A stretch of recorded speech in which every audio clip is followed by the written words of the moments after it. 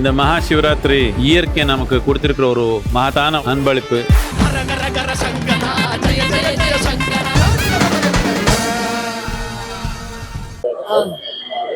வணக்கம்ப்பா. நீங்க தான் என்ன முன்னாடி வாங்கன்றீங்கப்பா. telling me come forward. So in Tamil I'm telling you தான் முன்னாடி வர சொல்றீங்க. போலாமா? முதல்ல கோவைக்கு வந்ததற்கு மிக மகிழ்ச்சி.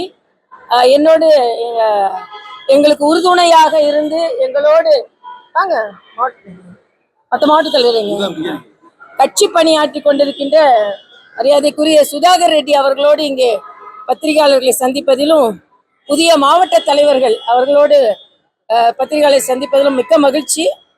மாதிரி GKS போன்றவர்கள்லாம் கூட இருக்காங்க, ஜான்சன். இன்னைக்கு இந்த காலகட்டத்தில் பாரதிய ஜனதா கட்சி 2026 நோக்கி வெற்றிகரமாக சென்று கொண்டிருக்கிறோம்.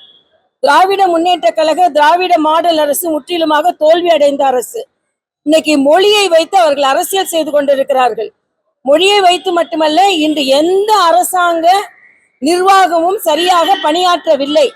பாலியல் பிரச்சனைகள், அதனால் வரும் குற்றச்சாட்டுகள்.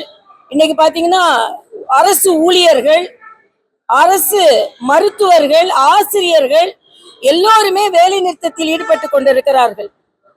ஆனா மரியாதைக்குரிய முதலமைச்சர் அவர்கள் மருத்துவமும் பள்ளி கல்வியும் எனது 2 கண்கள்னு சொல்றாரு.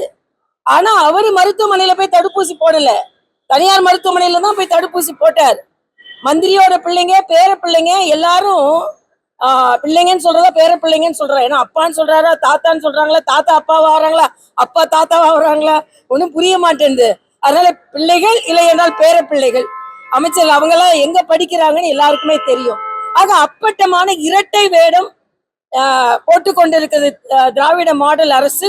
இதை நாங்கள் வெளிப்படுத்துவோம், மக்கள்கிட்ட வெளிப்படுத்துவோம். ஏன்னா மக்களே இன்று உணர்ந்திருக்கிறார்கள், இவர்களுக்கெல்லாம் மும்மொழி நமக்கு இருமொழியான்னு. நாங்க இன்னொரு மொழியை திணிக்கவே இல்லை. இன்னொன்று, ஏதோ இன்னொரு மொழியை கற்றுக்கொள்ளுங்கள் என்று சொல்லும் பொழுது பாரதிய ஜனதா கட்சியை சார்ந்தவர்கள் ஏதோ தமிழ் மொழிக்கு எதிரானவர்கள் போன்ற ஒரு தோற்றத்தை கொண்டு வருகிறார்கள். இல்ல, மரியாதைக்குரிய பாரத பிரதமர் முதற்கொண்டு எல்லோருமே தமிழ் மொழியைத்தான் நாங்கள் போற்றுகிறோம் என்பதை நான் இங்கே தெளிவாக சொல்கிறேன். யாராவது கேட்கணும் கேட்கலாம்.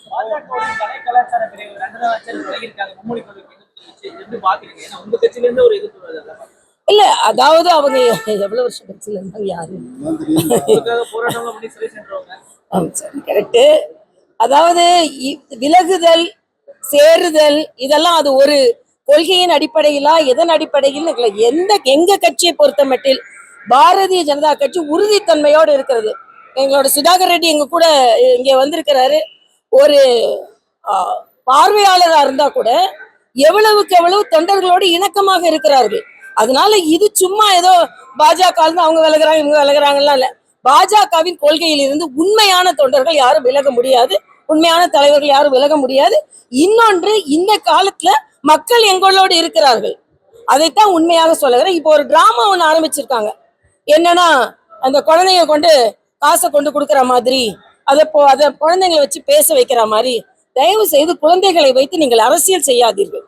நேரடியாக அரசாங்க பள்ளி மாணவர்களுக்கு இருமொழி கொள்கை என்று நீங்கள் சொல்லிக் கொண்டிருப்பதை, புதிய கல்விக் கொள்கை வெறும் அரசாங்க பள்ளியில உள்ள மொழி கொள்கை மட்டும் இல்ல, அதாவது ஸ்கில் இந்தியா, அதே மாதிரி digitalise classroom, technological education, இவ்வளவு விரிவுபடுத்தப்பட்ட கல்வி, இது அரசாங்க பள்ளிகளுக்கு வேணாமா? இதான் என்னோட கேள்வி. இன்னொன்று, ஸ்டாலின் அவர்களோட அமைச்சரவையில் உள்ள பேர பிள்ளைகள் எத்தனை பேர் மும்மொழி கொள்கையை கற்றுக்கொண்டிருக்கிறார்கள்? மூன்றாவது, இதே மாதிரி ரயில்வே ஸ்டேஷன்லாம் போய் போர்டு அழிக்கிறீங்களே, வேற மாநிலத்தை சார்ந்தவர்கள் இந்த மாநிலத்திற்கு வந்தால் என்ன செய்வார்கள்? ஆக ஒரு குறுகிய மனப்பான். நீங்க அழிச்சிட்டு உங்க வீட்டு பிள்ளைங்களோட நோட்புக்ல போய் அடிப்பீங்களா? நோட்புக்ல எல்லாம் அவங்க ஹிந்தி எழுதுறாங்கல்ல. அதனால தயவு செய்து உங்கள் இரட்டை வேடத்தை நிறுத்துங்கள் என்பது எங்களது கருத்து.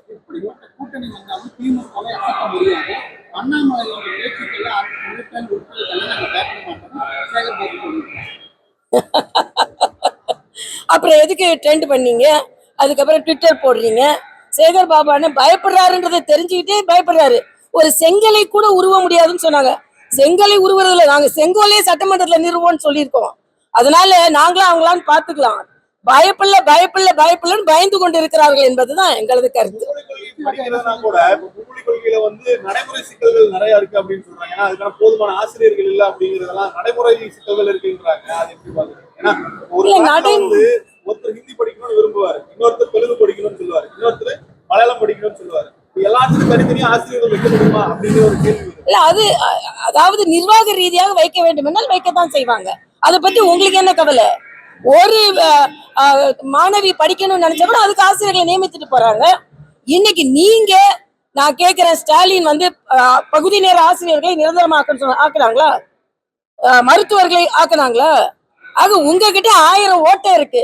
இன்னைக்கு புதிய கல்விக் கொள்கை என்றால் பழைய கல்விக் கொள்கை என்னென்ன குறைபாடுகள் இருந்ததோ அதை சரி செய்வதற்கு அதை சரி செய்வோம். மூத்த தலைவர் எச்ராஜா என்ன சொல்லியிருக்காரு? நோட்டில் இருக்கிற இந்திய அறிஞர் மத்திய மாநில அரசுகள் சண்டை போட்டுட்டே இருந்தா என்னென்ன திட்டங்கள் வரும்? இல்ல, அதுதான் நீங்க ஸ்டாலின் போய் இதை கேட்கணும். நீங்க பாத்தீங்கன்னா, நான் தெலுங்கானா, அண்ணனும் தெலுங்கானால இருந்து வராங்க, நானும் தெலுங்கானா தான். கேசிஆர் இதை மாதிரிதான்.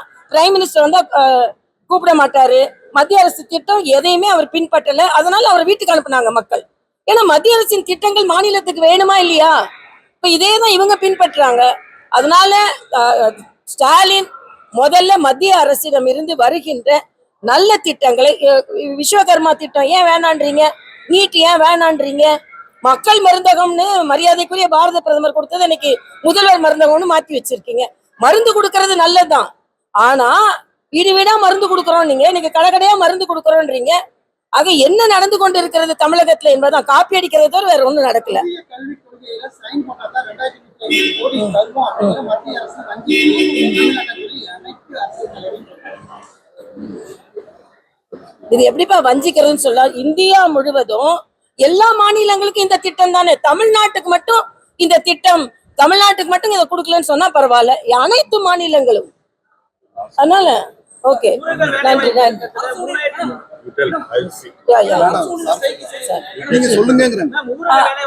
ஒரு நிமிஷம்.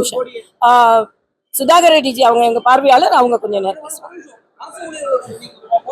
இல்ல, அதைத்தான் நான் கேட்கிறேன். அரசு ஊழியர்ல நீங்க வந்து ஸ்டாலின் போய் கேளுங்க. அரசு நிர்வாகம் எல்லாம் சிறப்பா செயலாற்றுன்னு சொல்றாங்களே, இன்னைக்கு அது அவங்களே வேலை நிறுத்தத்துல ஈடுபட்டு இருக்காங்க. அதான் முக்கியமான ஒரு கேள்வி.